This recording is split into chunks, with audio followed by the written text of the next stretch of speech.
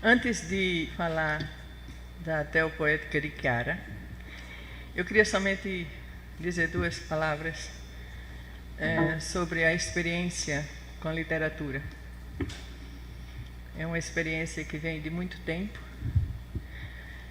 e perpassa pela literatura infantil, infanto-juvenil, pelos romances, pelas novelas, pela poesia e pela história.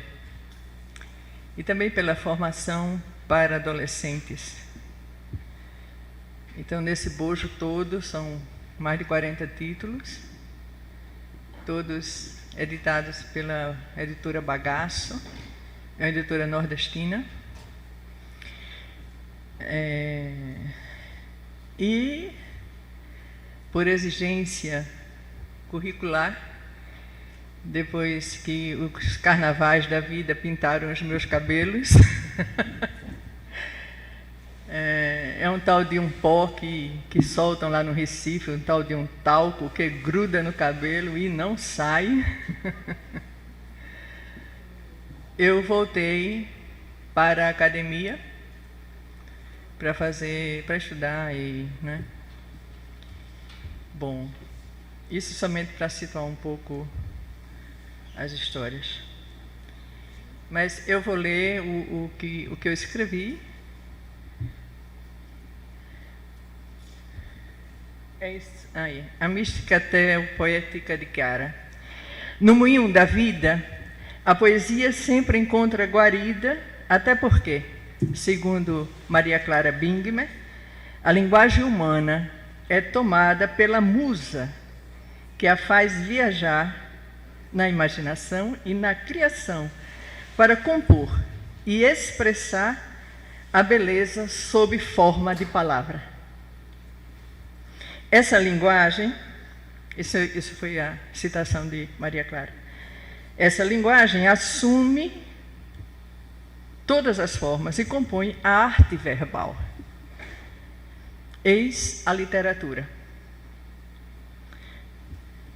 No seu bojo, os teóricos da poesia ou da poética se esmeram em metodizar o que livremente se expressa, embora, em muitos casos, poetas e poetisas harmonizem suas inspirações às regras pré-estabelecidas por tantas teorias, ou não. Os teóricos, como em outras áreas, buscam encontrar conceitos, fórmulas, estruturas, tais como rima, métrica, ritmo e assim por diante. Enquadram em números diversos e palavras, que venham então as nossas cestilhas, de nossos famosos cordéis, os quartetos e tercetos que precisam, os sonetos, a trova, que de tão curtinha ajuda as crianças a aprenderem a lidar com a poesia, e assim por diante. Não pararíamos mais, porque os nossos teóricos, ainda bem, não param. Não é? Além disso, tentam prescrutar, estudar, analisar, classificar o conteúdo poético, como se isso fosse possível. Também no moinho da vida, a teologia acompanha o ser humano desde sempre, se olharmos para ela, a teologia, como a ciência que se desenvolve a partir da fé. Diz Maria Clara Bingmer, teologia pode ser ainda um tratado ou compêndio sobre as verdades da fé. É linguagem segunda, posterior a duas outras, a da revelação e a da fé. Sistematiza duas palavras a ela anteriores, a que Deus mesmo falou, rompendo o seu silêncio eterno, e a que o ser humano fala, respondendo à palavra de Deus. Como a fé é uma construção cultural, A ciência que a estuda leva em conta o contexto de seu nascedouro. Encontramos, portanto, uma teologia cristã católica que cuida de responder às inquietações de seus adeptos a partir da tradição judeu-cristã e dos postulados construídos ao longo dos séculos de acordo com as suas tradições e ensinamento de Cristo através da Igreja. Se olharmos a teologia assim, podemos falar de uma teologia budista, muçulmana, kardecista, afro-brasileira, com os seus griots, juremeira, porque todas elas, de uma menor ou maior escala, estudam a fé a partir de seus entendimentos, de suas tradições orais ou não, de seus ensinamentos. A teopoética aparece como uma linguagem onde aquela musa, mencionada por Pingmer, encontra abrigo e inspiração na relação vertical do homem com aquilo que o transcende.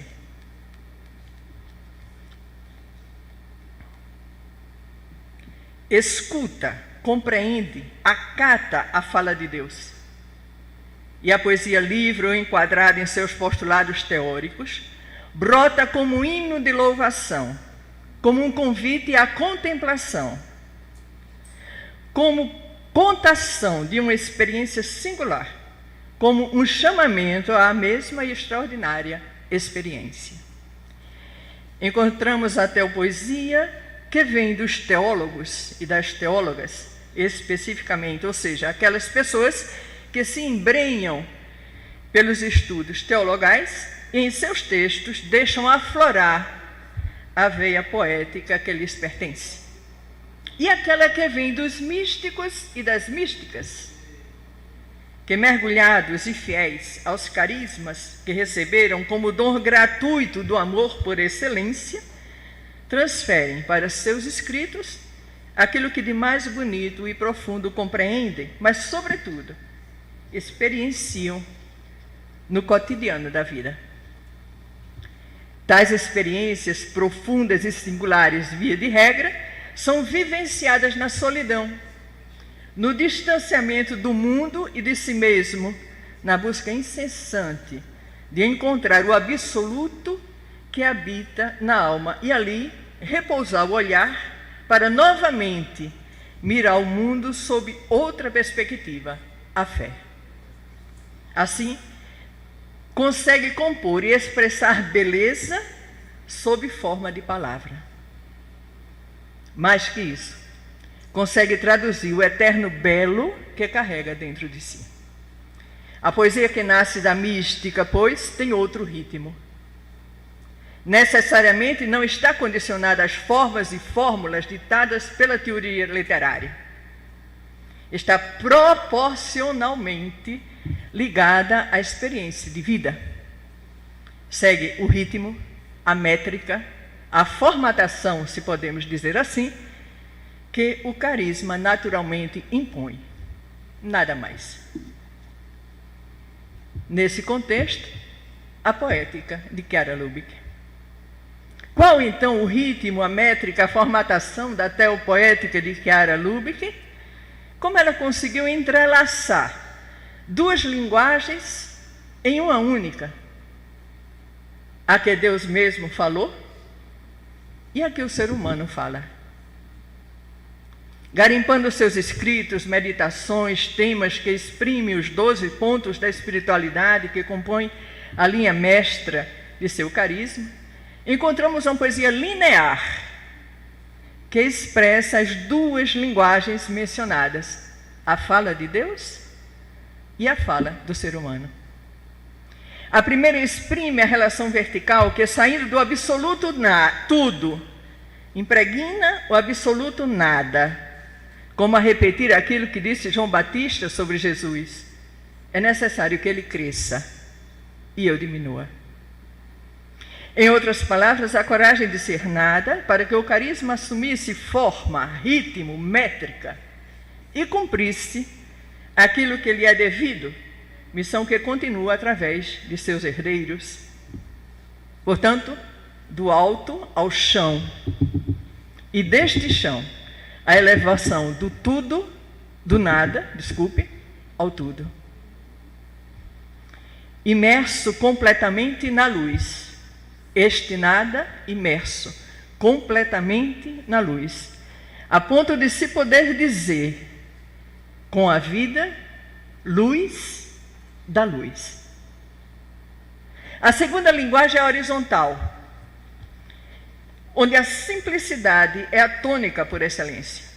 Chiara conseguiu traduzir a fala de Deus de tal forma que os mais letrados não se veem diante de uma poesia infantilizada ou infantilizante. E os menos letrados se encontram. Ao contrário, encontramos nos textos rubiquianos a profundidade característica de quem sabe ouvir, entender, interpretar e colocar em prática a fala de Deus. Naqueles escritos, naquela teopoética, descobrem verdadeiros tratados teológicos, os quais renderam a Chiara, em 2004, o título de doutora honoris causa em Teologia da Vida Consagrada. É uma poesia que nasce de um carisma que busca a santidade coletiva, tal como as primeiras comunidades cristãs. Ninguém considerava exclusivamente seus bens que possuía, mas todos compartilhavam tudo entre si. A esse respeito, Chiara afirma: é necessário que nos santifiquemos como igreja. Portanto, uma poesia igreja, uma poesia comunitária, uma poesia coletiva, em sua universalidade e horizontalidade, na qual ninguém é diferente de ninguém, ninguém está acima de ninguém. Tu, eu, o letreiro, o camponês, o porteiro, o pescador, o operário, o vendedor de jornais e os demais, todos os demais, idealistas desiludidos, mães carregadas de pesos, noivos em vésperas de núpcias, velhinhos à espera da morte, jovens vibrantes, todos são matéria-prima para a sociedade de Deus, disse Chiara. E por que linear? Porque aprofundando-nos em seus escritos, e portanto também em sua teopoesia, a partir da década de 40, quando nasceu o movimento Focolare, e até o último ato oficial por ela assinado, que formalizou o Instituto Universitário Sofia, 7 de dezembro de 2007, encontramos a mesma Chiara, o mesmo carisma, a mesma inspiração, revestida de uma linguagem contemporânea, direta, capaz de ser compreendida por todas e por todos.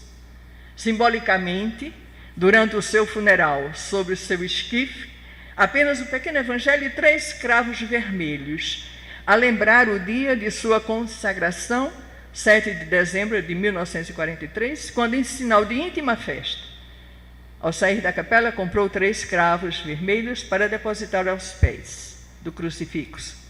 Testemunho silencioso de uma noite de vigília que precedera o seu desposar Deus.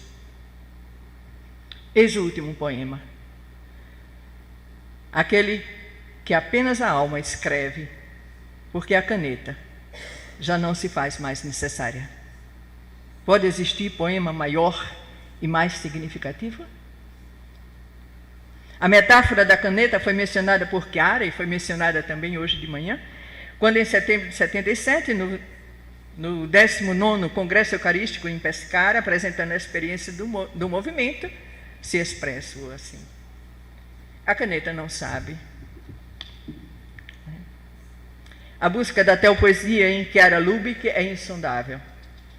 É constitutiva de cada escrito seu, seja qual for a natureza, um tema, uma meditação, um comentário de uma frase do Evangelho, seja também para qualquer público, crianças, adultos, jovens, casados, consagrados, cristãos, não cristãos, crentes, não crentes, ou ainda ocupante das mais variadas esferas da pirâmide social e econômica, ou pertencentes a qualquer etnia. Dentro dessa mesma seara, colocaremos em pauta uma página de seu livro, que também foi mencionado hoje, Meditações, publicado em 59, pela primeira vez, e aqui no Brasil em 63, pela editora Cidade Nova. Ela começa: eis a grande atração dos tempos modernos, penetrar na mais alta contemplação e permanecer misturado com todos, homem ao lado do homem. Na mais alta contemplação, para ouvir e compreender a fala de Deus em profundidade, o tanto quanto for possível, ou melhor, o tanto quanto a graça torne possível. Neste colocar-se ombro a ombro, traduzir na fala humana esta compreensão de Deus, para que as pessoas possam responder com a sua própria e singular fala, porém coletivamente, como igreja, na sua humana universalidade. O segredo, nos lembra Chiara, é estar no mundo sem ser do mundo. Eles não são do mundo como eu não sou do mundo, disse Jesus. Estar no mundo como sinal de contradição e fazer a luz chegar até os confins. Continua Chiara: ainda mais perder-se no meio da multidão para impregná-la de divino, como se embebe um pedaço de pão no vinho.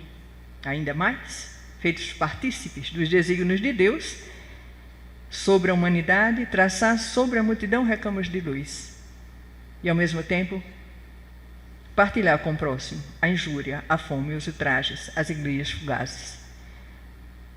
Porque a atração do nosso tempo, como de todos os tempos, é o que de mais humano e divino se possa pensar. Jesus e Maria. O Verbo de Deus, filho de um carpinteiro. A sede da sabedoria, mãe de família. Eis, na simplicidade de sua teopoética, a síntese do carisma da unidade, dom do amor gratuito de Deus Pai para a humanidade, através de Chiara Lubich. Concluindo, a impressão que temos é que tudo foi dito, e ao mesmo tempo que não dissemos nada.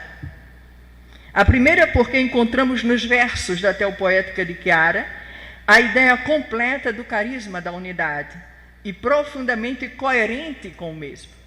A segunda impressão é consequente e, à primeira vista, incoerente. Isto é uma poesia tão densa, tão rica, que seria necessário páginas e mais páginas, infinitas páginas, para comentar um de seus versos sequer. E o saboroso impasse está em pauta.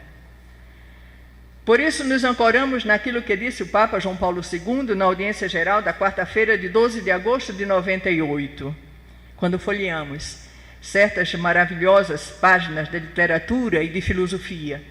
Olhamos admirados para determinadas obras de arte, ouvimos sublimes trechos de música. É espontâneo reconhecer nestas manifestações do gênio humano um determinado reflexo luminoso do Espírito Santo.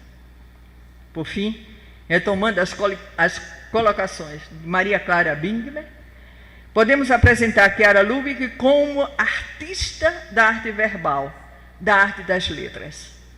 Mais que isso, um artista que soube colocar na sua escrita aquilo que de eterno sua alma possuía, o reflexo luminoso do Espírito Santo, o carisma da unidade. Obrigada.